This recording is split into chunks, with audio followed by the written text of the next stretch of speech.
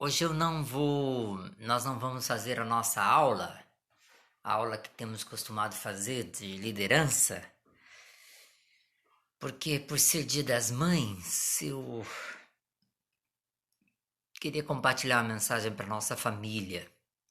Afinal de contas, estamos tanto tempo longe, distantes, né?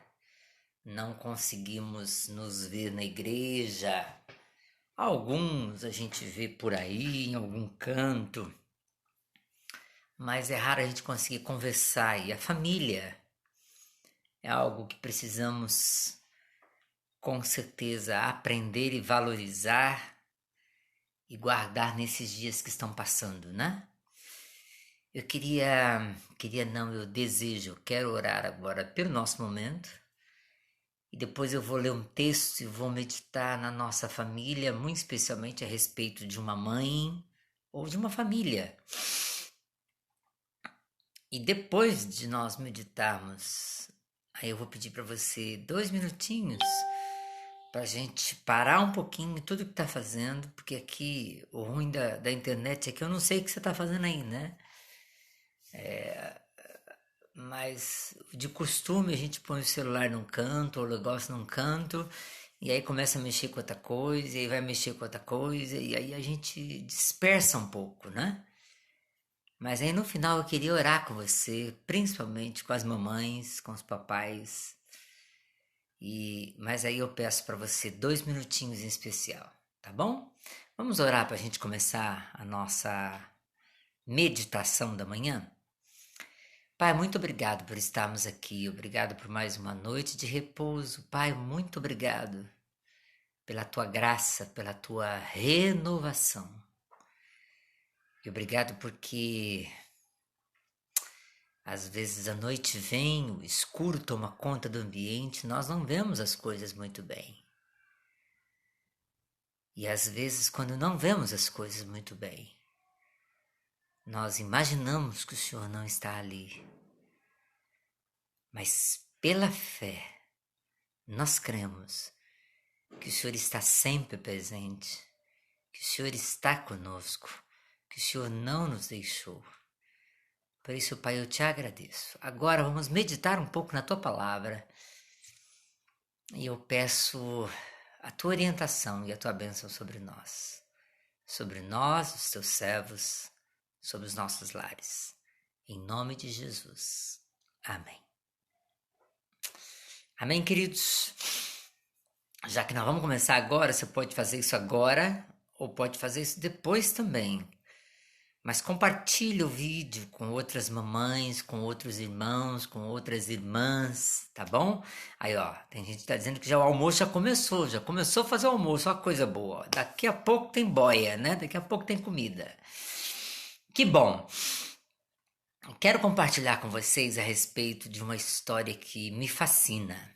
Eu já preguei muitas vezes, já estudei, mas pensando nesses dias que nós estamos passando, nessa crise que estamos vivendo, nessa situação que estamos vislumbrando,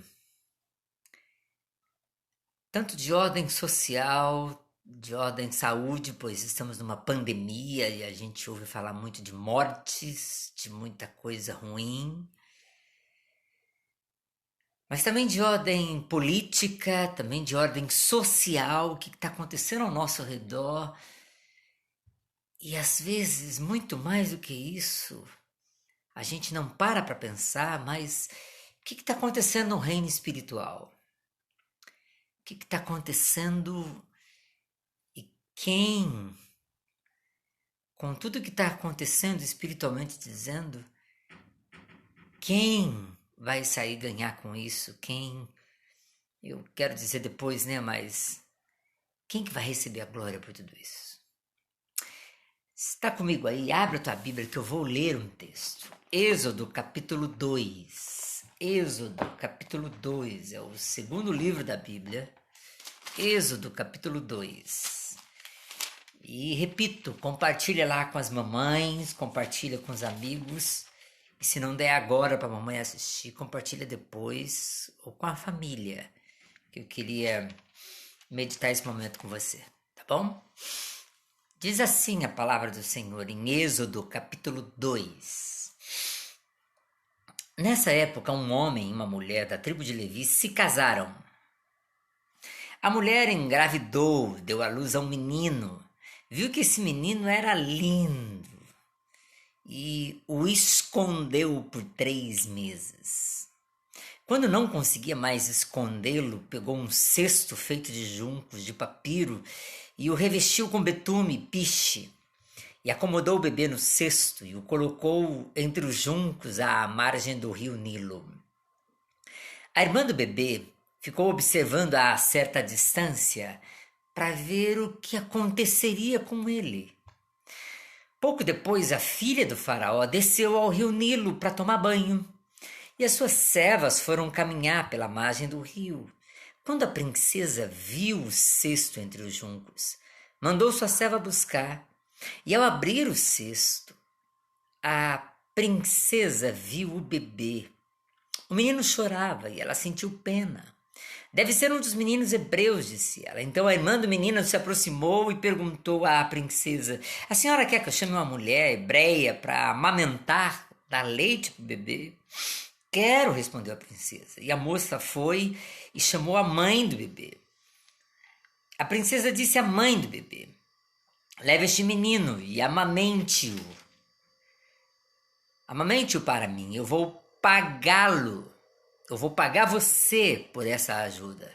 E a mulher levou o bebê para casa e o amamentou. Quando o menino cresceu, ela o levou de volta à filha do faraó, que o adotou como seu próprio filho.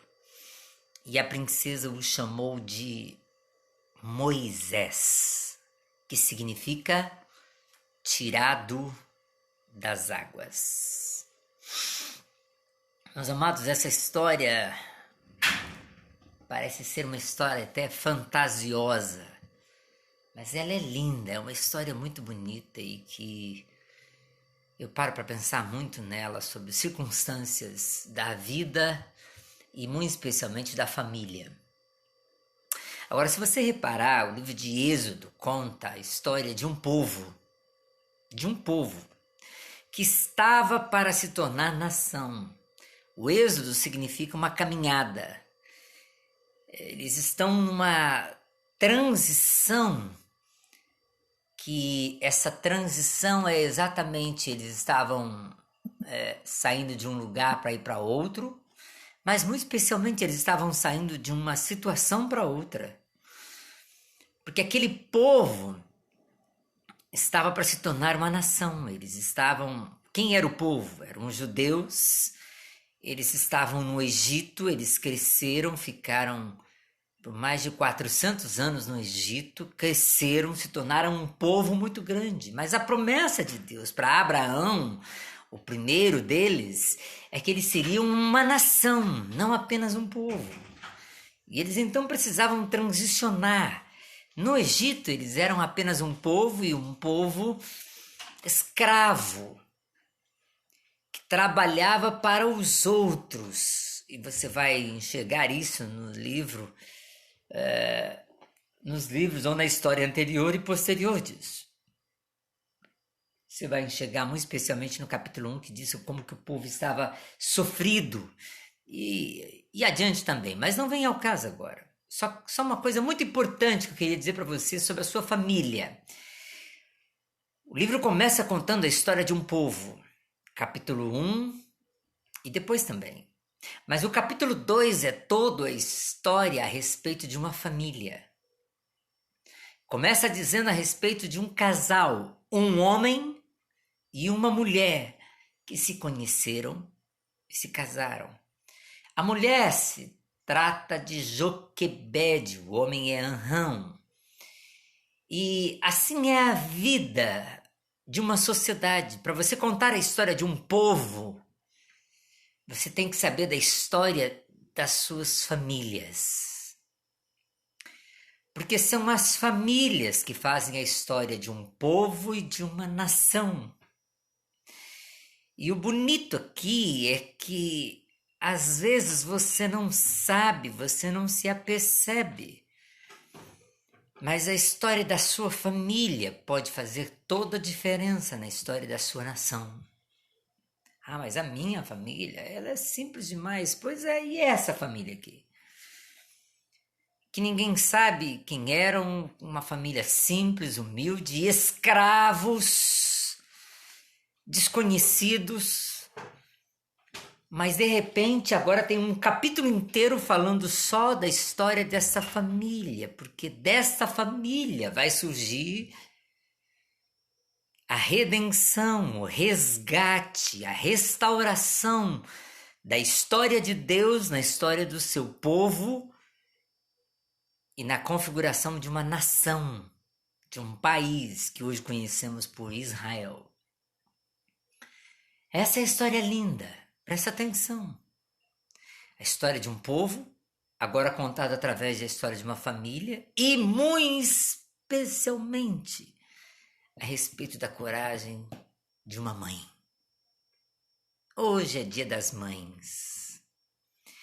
E o que uma mãe de coragem, o que uma mãe obediente a Deus, e o que uma mãe muito especialmente de fé e esperança no coração pode fazer com um filho, com uma família e, quiçá, com uma nação. Eram tempos difíceis, difíceis como os nossos tempos, ou me atrevo a dizer que era muito mais difícil do que os nossos dias. Nós estamos passando por uma pandemia, por uma quarentena, estamos isolados, estamos tristes, estamos ouvindo falar de mortes. Mas não era diferente daqueles dias. Olha lá, eram tempos difíceis, era uma liderança ruim, uma liderança maligna. Capítulo 1, no versículo 10, diz que o faraó era muito mal. Ele queria que fossem... Ele estava preparado para destruir o povo de Israel, porque estava com medo que os seus próprios escravos um dia se tornassem contra eles. Versículos 11 a 14, ele era um rei, um faraó opressor. Olha lá, versículo 11 diz: sob a opressão os israelitas construíram cidades. Eles eram oprimidos, ou seja, eles estavam ali para trabalhar. Eles estavam ali só para produzir. Domingo passado, na nossa lição, nós dissemos sobre isso, né? Os israelitas, como egípcios, como escravos do Egito, só existiam para uma finalidade: trabalhar, produzir alguma coisa. A nossa sociedade capitalista tem feito isso de muita gente hoje. A gente só existe para trabalhar, fazer dinheiro, produzir alguma coisa. Se você não produzir alguma coisa, você não é ninguém. Essa era a crueldade. Versículo 13 diz que os forçavam com crueldade a trabalhar. Versículo 14 diz que tornaram a vida deles amarga. Eram dias amargos, eram dias de opressão, eram dias terríveis, eram dias de muita dor, de muita opressão. Uma sociedade manipuladora. O rei, olha lá, versículo 15, oprimiu e manipulou as parteiras para dizer assim: olha, só deixa nascer mulher, não deixa nascer homem. Como hoje os cientistas, como hoje os poderosos manipulam. Só vive tal gente, só sobrevive tal grupo de pessoas. É muito assim. Eles achavam que tinham o direito de escolher quem devia viver ou não, quem devia ser feliz ou não, como muito de nossos líderes hoje. Ou seja, os dias não eram fáceis. Ser povo de Deus, ser do povo de Deus naqueles dias, você pode estar se perguntando: ai, que dias difíceis que era hoje, ai, que dias difíceis nós estamos passando, que situação difícil. Eu disse logo no primeiro vídeo que eu fiz nessa pandemia: irmãos, não é a primeira vez que o mundo passa por opressão, não é a primeira vez que o mundo passa por pandemias, não é a primeira vez que o mundo passa por tragédias. Nós temos a pretensão de achar que a gente sempre sofre mais, que a gente sempre está passando pelo pior, mas não é assim. É por isso que nós temos que aprender com a história e ver o que a história pode mudar, interferir na nossa história, para quem sabe a nossa história possa ser bonita para a história dos outros que virão. Um povo e uma família.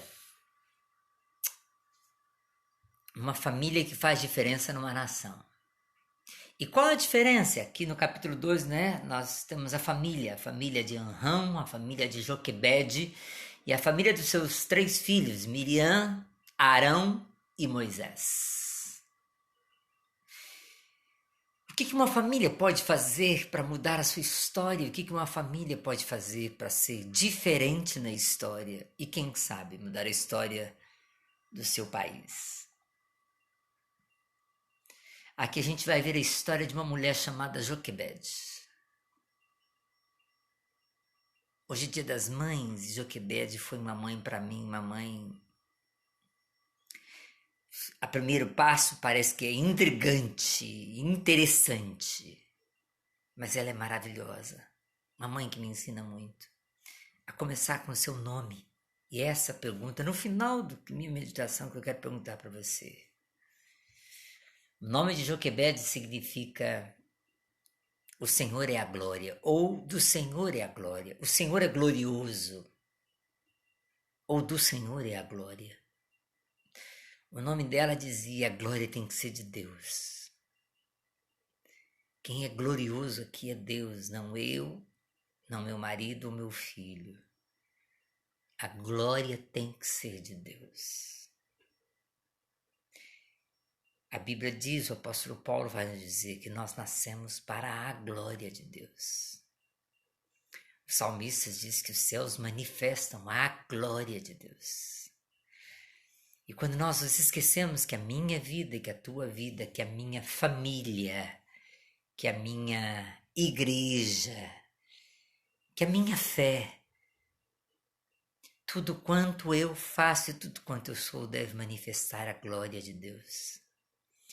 É isso que nós precisamos aprender, isso que precisamos relembrar, que nós estamos aqui para glorificar a Deus. Joquebede, como aquela mulher dos dias maus, a mulher dos dias de opressão, ela me ensina algumas coisas muito lindas que posso aplicar à família.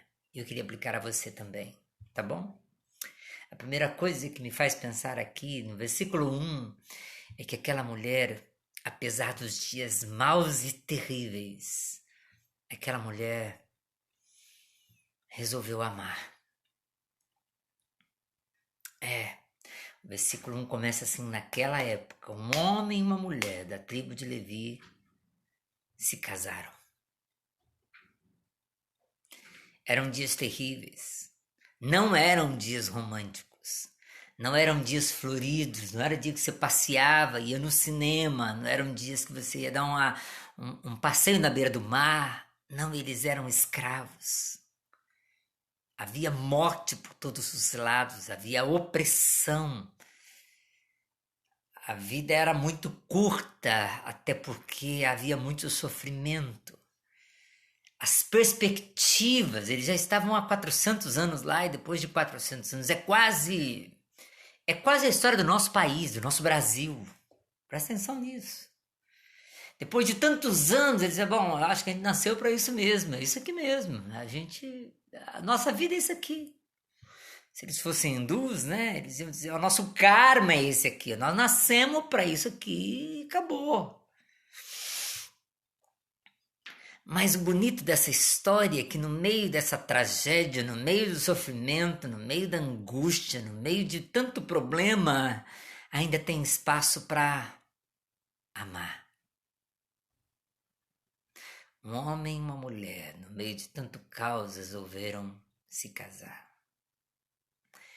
É interessante que no decorrer da história, em muitas situações, as civilizações entendem um casamento de várias formas. Em muitos momentos da história tentam denegrir o casamento, acabar o casamento, destruir a vida familiar e começa exatamente com o casamento. Um dos pilares, muitas vezes, da revolução comunista, socialista, ou dos que querem se perpetuar no poder é exatamente essa: vamos destruir a família. E, bom, eu não vivi em outros dias, mas nos nossos dias, se você reparar um pouquinho, há tanta coisa sendo ensinada para acabar, destruir o casamento, a família, do jeito que Deus planejou e do jeito que Deus instituiu. Inventam tanta coisa, confundem tanta coisa na cabeça. Hoje não é mais homem e mulher, é um monte de sexo, é um monte de gênero. Não é mais o romantismo, é só um negócio, é só uma sociedade, é só... Bom, eu não vou me deter aqui porque eu quero ir adiante. Mas o importante é que no meio desse sofrimento todo, no meio de uma angústia toda, uma mulher e um homem decidiram que vale a pena amar, que vale a pena ouvir aquele chamado que Deus colocou no coração, deixar crescer aquela semente que Deus colocou na nossa alma de desejar, sonhar em se entregar a um homem, se entregar a uma mulher. E diz a Bíblia, o homem e mulher tornar-se uma só carne, uma só vida, uma só pessoa, resolver amar. Não é a minha mensagem, não é o nosso estudo, mas começa assim. A primeira coisa que eu acho bonito dela é que eles resolvem que vale a pena arriscar, vale a pena desafiar a comunidade, vale a pena desafiar a vida, vale a pena enfrentar os problemas para amar, vale a pena. Confia nisso, investe e realmente resolva amar o seu cônjuge. A segunda coisa linda dessa mulher é que ela ousou a perpetuar. Versículo 2 diz que ela engravidou e deu à luz a um menino. É lógico que a história aqui está contando a história de Moisés, porque é verdade, eles se casaram e já tiveram 2 filhos anteriores, né? Miriam e Arão. Mas resolveram assim mesmo continuar. Apesar do sofrimento, apesar das dificuldades, apesar da ordem ser, lá como eu li no capítulo 1, da ordem ser mata todos os meninos, ou seja, acaba com os meninos dos israelitas. E era um risco, mas ela resolveu engravidar, ela resolveu perpetuar, ela teve coragem para ser mãe. Tempos perigosos precisam de mães corajosas, que ousam enfrentar as leis que não agradam a Deus, que ousam ouvir mais o chamado que Deus lhe deu, a missão que Deus lhe colocou, ou seja, de crescer e multiplicar. Essa foi a primeira tarefa que Deus deu para o homem e para a mulher. Ser humano. Cresçam, multipliquem, façam família, amem-se. Façam filhos. Estamos numa geração, e é verdade, os dias são maus também. Não dá para ter um bocado de filhos. Mas de vez em quando eu ouço algum casal dizer, não, pastor, nós não vamos ter filho, não. Esse mundo está um caos, esse mundo está caótico. Mas escuta, mas é isso que Deus quer de vocês? Aquela mulher resolveu ser mãe. Em tempos difíceis, ela renovou seus sonhos. Ela teve novos ideais de vida, ela teve expectativas, porque ter filhos significa eu vou prolongar, eu vou prorrogar a minha vida, ou seja, a vida vai continuar depois de mim, vai continuar em outra pessoa, minha extensão, os meus filhos. Um bem que um filho faz, ninguém pode medir. Porque apesar das leis da opressão e qualquer outra coisa, quando uma mãe tem um filho para sustentar, para dar a vida, para cuidar, ela enfrenta qualquer obstáculo.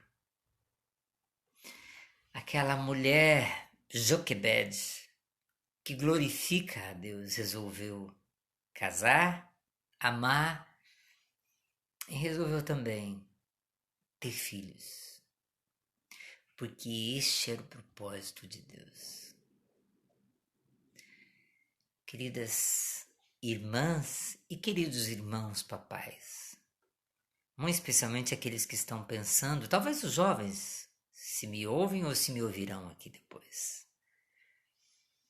A história, ou principalmente a sociedade, vai dizer, não tem mais filhos, está muito difícil, é muito complicado, não vale a pena, dá muito trabalho. Mas preste atenção no propósito, muito especialmente naquilo que Deus colocou para você. É Deus, e não a sociedade, e não as circunstâncias que devem fazer a minha cabeça e tomar as minhas decisões. Terceiro, e uma das coisas mais importantes aqui como mãe, é que aquela mulher buscou soluções para dias difíceis. Ela resolveu enfrentar os decretos de morte. A gente só leu o capítulo 2, talvez alguém não tenha entendido, porque diz que ela teve o bebê, escondeu por 3 meses e depois colocou o bebê no mar, no rio. Por que ela fez um negócio desse? Porque se você ver no capítulo 1, o faraó tinha mandado matar todos os meninos, todos os bebês homens que nascessem. Então, havia muito choro pelo Egito. Você vai ver lá nos versículos 18 em diante, você vai ver que havia muito choro no Egito, porque os bebês eram mortos. As crianças que nasciam do povo de Israel eram sacrificadas. Aquela mulher, ela teve um bebê, ela ficou grávida nos dias mais difíceis, os dias em que havia um decreto. Se nascer um menino, mata. Essa era a sina, esse era o medo. Você imagina uma gravidez assim? Ainda bem que não tinha ultrassom, né? Ainda bem que eles não ficavam sabendo antes e ficavam ansiosos. Ainda bem que era cada dia o seu dia, cada mal no seu dia, né? Ainda bem.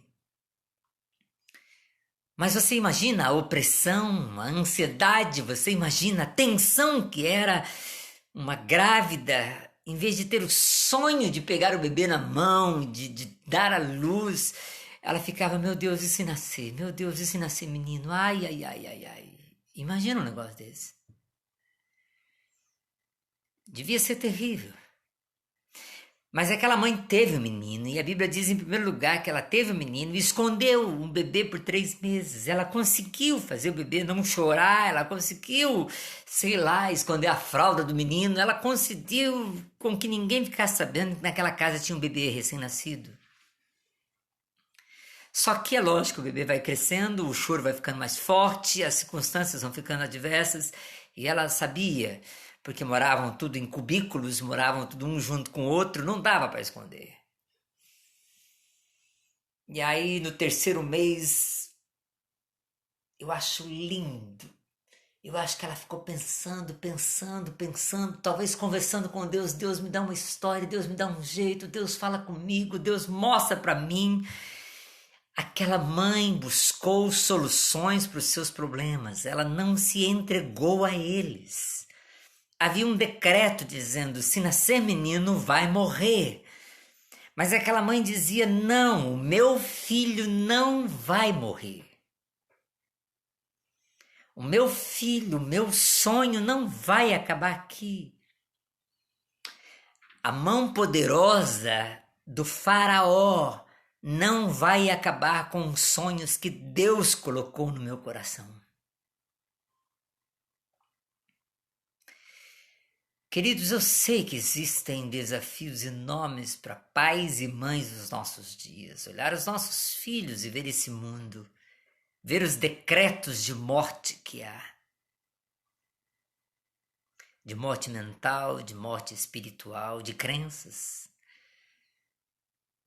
Os nossos filhos, às vezes pequenos, a falar de alguma coisa do que acreditam numa escola, eles vão ser escorraçados pelos professores, eles vão ser julgados, vão ser zombados pelos amigos. A grande história é: que mãe é você? Que pai é você? Nós estamos nos abaixando, nos encurvando aos decretos de morte que governos, que institutos ou que a secularidade dos nossos dias tem colocado, dizendo, não, vocês têm que pensar assim, vocês têm que ser assim, vocês têm que aceitar, não aceita, tem que fazer a cirurgia mesmo, tem que trocar de sexo mesmo, tem que, não pode pensar assim mesmo, não pode gostar de qualquer sexo, não tem problema. Não, ó, vamos abortar mesmo, porque o importante é direito à vida da mulher, não do bebê. Olha, não vem com esse negócio de Deus, não. Bom, sei lá, tantos decretos, tantos decretos. De cima para baixo, de baixo para cima, dizendo, não acreditem e não glorifiquem a seu Deus. Mas aquela mãe disse assim, não, o meu filho não. Ela escondeu o filho e depois ela foi lá, ela pegou um cestinho de junco, que era tipo uma palha bem mais resistente, mais dura. Ela bitumou, ela colocou o piche, ela colocou, sei lá, ela fez certinho para a água não entrar. Ela preparou um cestinho, mas preparou bem preparado. Colocou o menino dentro daquele cestinho. E o que eu acho mais bonito disso aqui,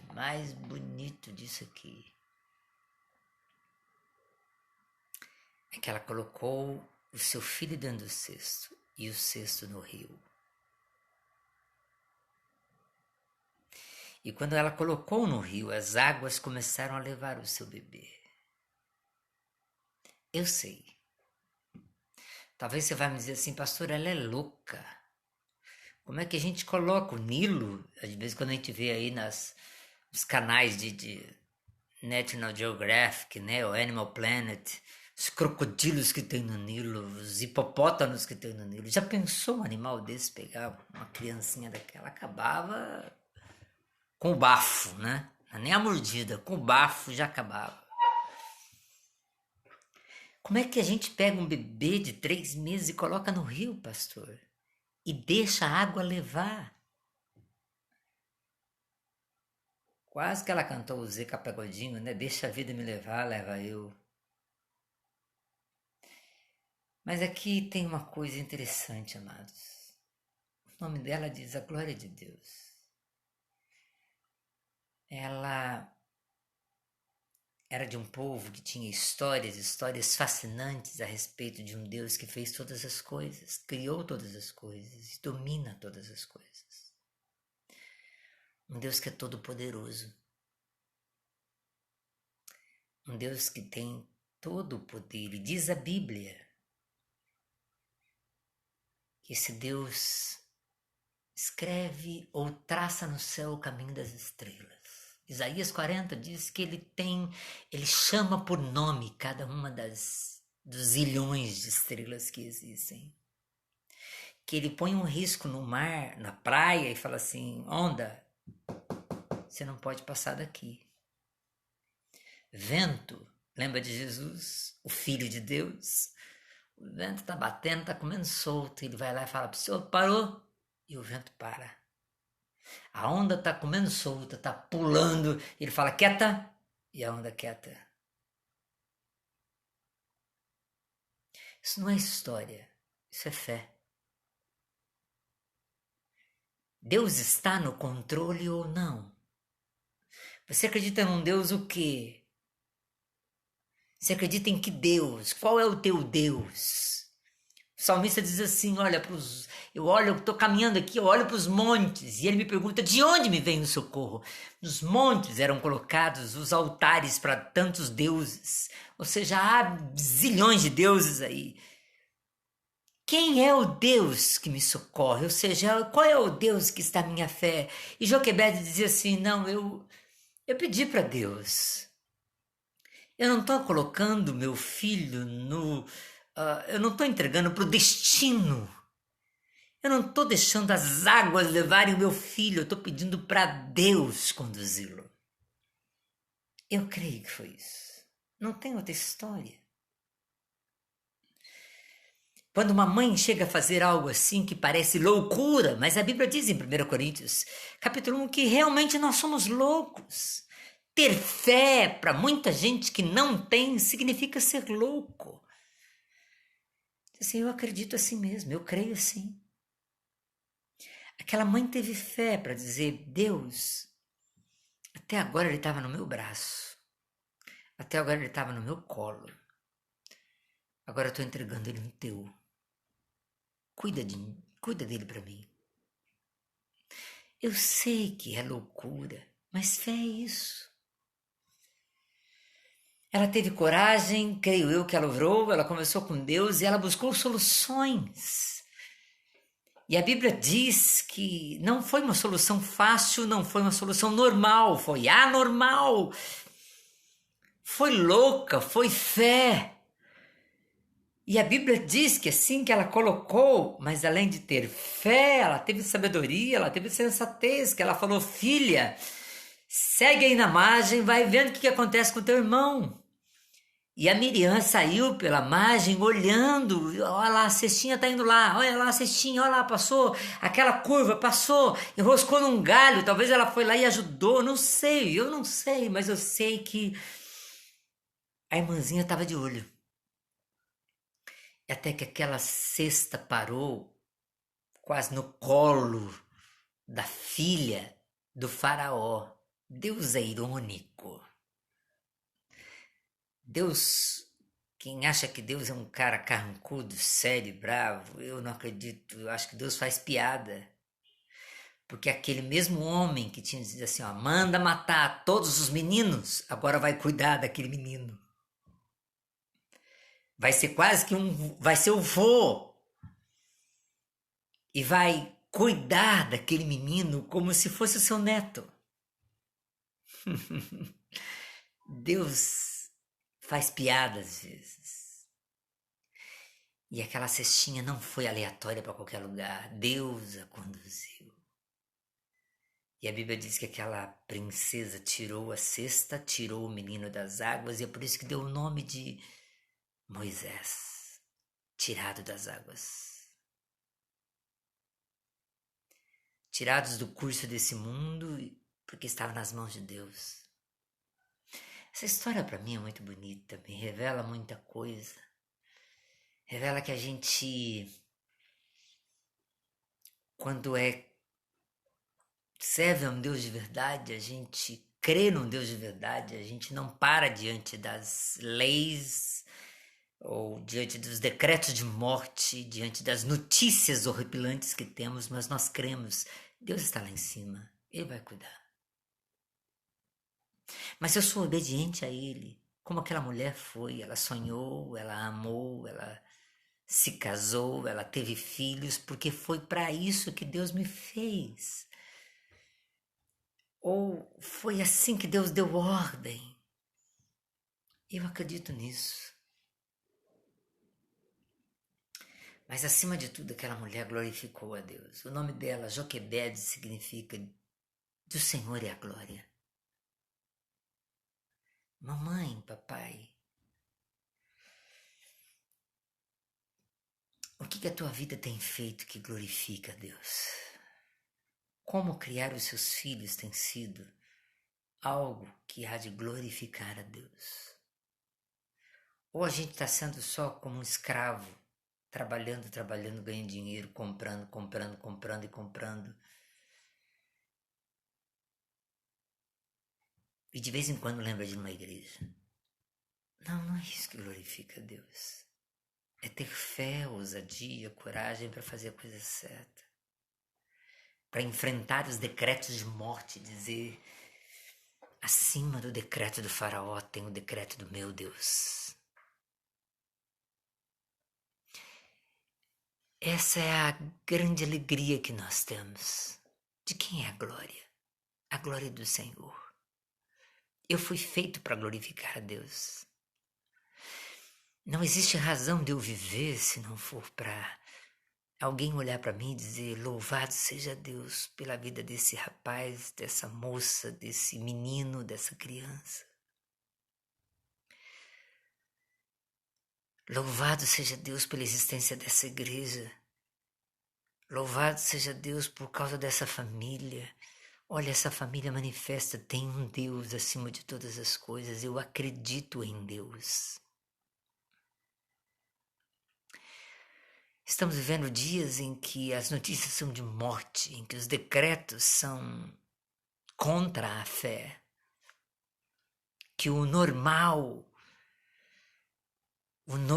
deste mundo hoje é contradizer Deus. A minha pergunta é: como é que você vai escolher? O que você vai escolher? Mamãe, aquela mulher com certeza não teve uma decisão fácil e nem foi fácil fazer o que ela fez, eu tenho certeza. Mesmo tendo fé, ninguém faz alguma coisa assim. Ninguém tem um nenê no meio de uma ordem de morte. Ninguém fica grávida em paz, né? Em paz, não. Sossegado, não dá. É por isso que eu quero dizer uma coisa para você. Nós somos sempre avultados, cercados por notícias de morte, por decretos de morte. E o medo sempre nos antevém, a raiva, o rancor, a ira. É por isso que precisamos buscar a Deus. Se eu não tivesse medo, eu enfrentava a vida sozinho. Mas eu tenho. É por isso que eu tenho que pedir, igual aqueles 2 discípulos da estrada de Emaús: fica comigo, Senhor, fica comigo. A noite já está aí. Eu tenho medo. Fica comigo, Papai do Céu.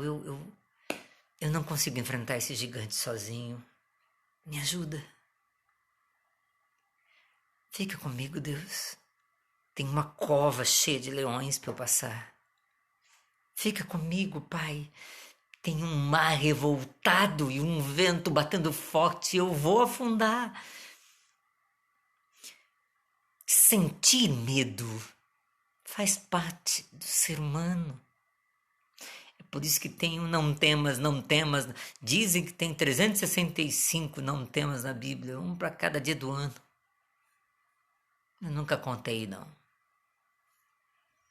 Mas vira e mexe eu tenho que dizer: Deus me ajuda que eu tô com medo. Eu tô com medo de não conseguir, eu não sei o que fazer.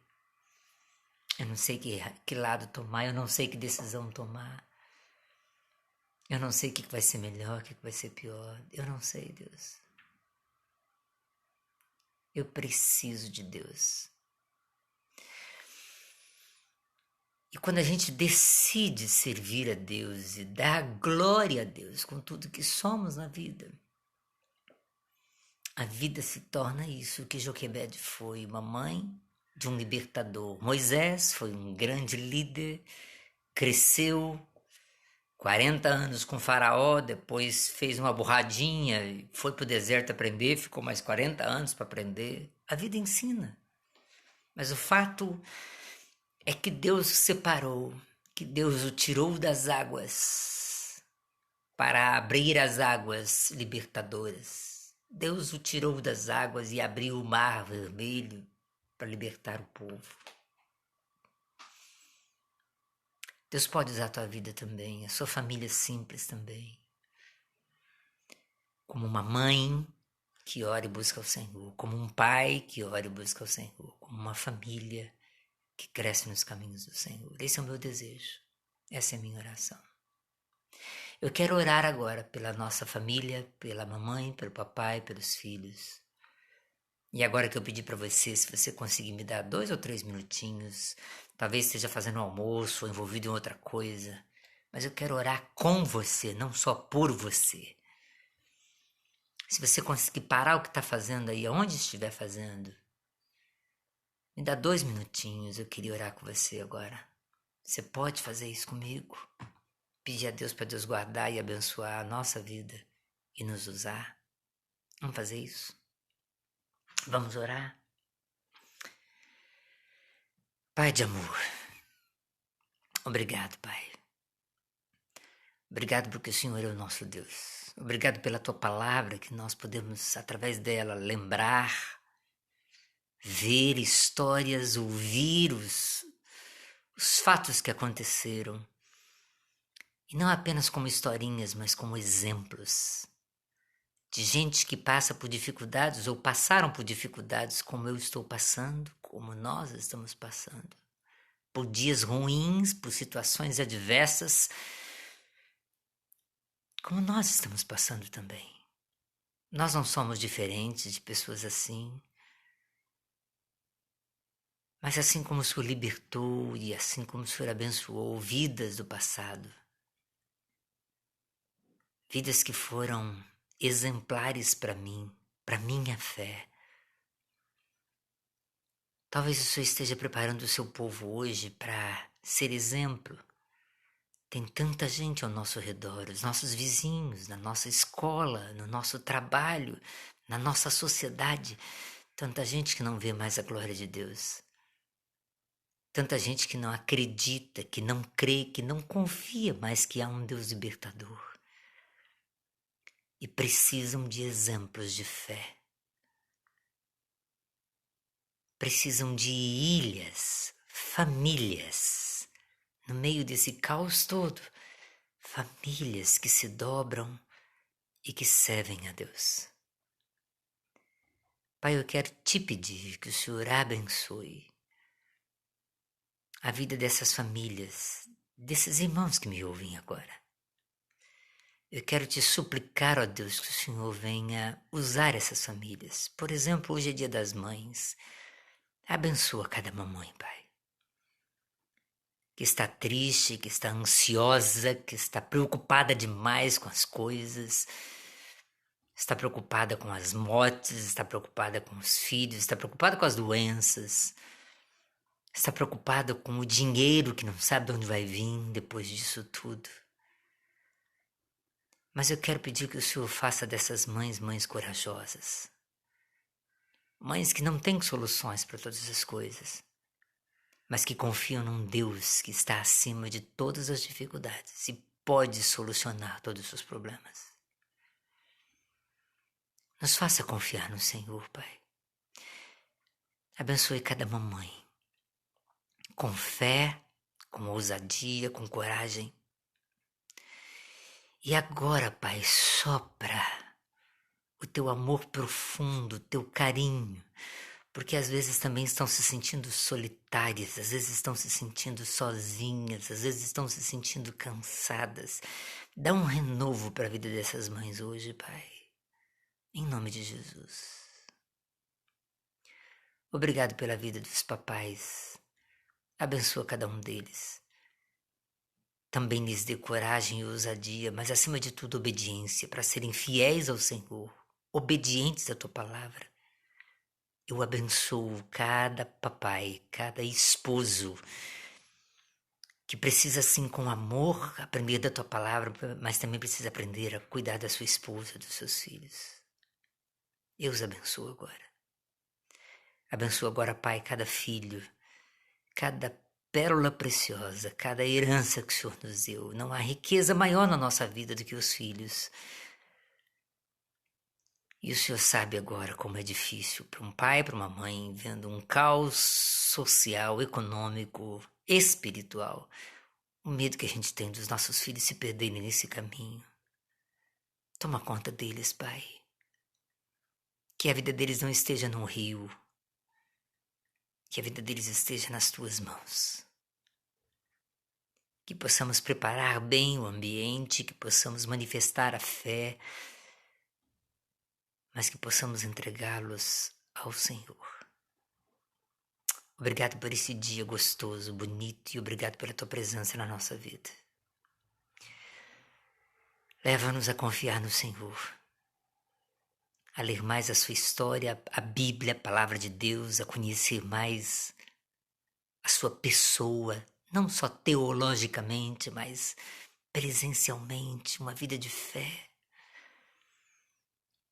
Faz-nos ter mais momentos na tua presença em oração, em cânticos, adoração, júbilo, para que possamos crescer.